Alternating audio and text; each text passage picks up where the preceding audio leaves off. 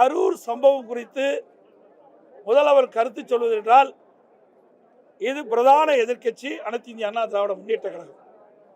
கரூர் சம்பவம் நடைபெற்ற நிகழ்வு குறித்து பிரதான எதிர்க்கட்சி என்ற முறையில் எங்களுடைய கருத்துக்கள் தெரிவித்த பிறகு முதலமைச்சர் பதிலளிப்பதுதான் பொருத்தமாக இருக்கும் என்று நான் குறிப்பிட்டேன்.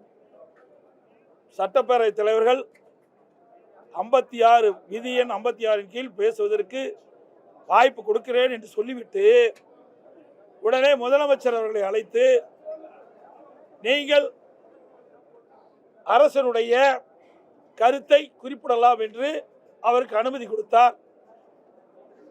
நான் இது முக்கிய பிரச்சனை என்ற காரணத்தினால் இன்றைக்கு 41 பேர் உயிரிழந்து மிக துயரமான சம்பவம் என்ற காரணத்தினால் நாங்கள் அமைதி காத்து சட்டப்பேரவை தலைவர் சொன்னதற்கு சம்மதித்து முதலமைச்சர் அவர்கள் என்ன கருத்தை சொல்வார் என்பதை நாங்கள் கேட்போம் என்று அங்கேயே அமர்ந்து முதலமைச்சர் சொன்ன கருத்துக்கள் எல்லாம் நாங்கள் அமைதியாக கேட்டுக்கொண்டிருந்தோம்.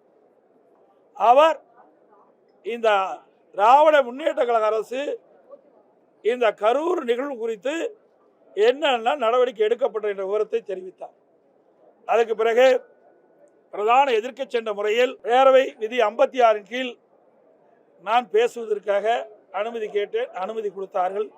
அந்த அடிப்படையில் நான் பேச ஆரம்பித்தேன். 27/9/2025 அன்று வேலுச்சாமிபுரத்தில்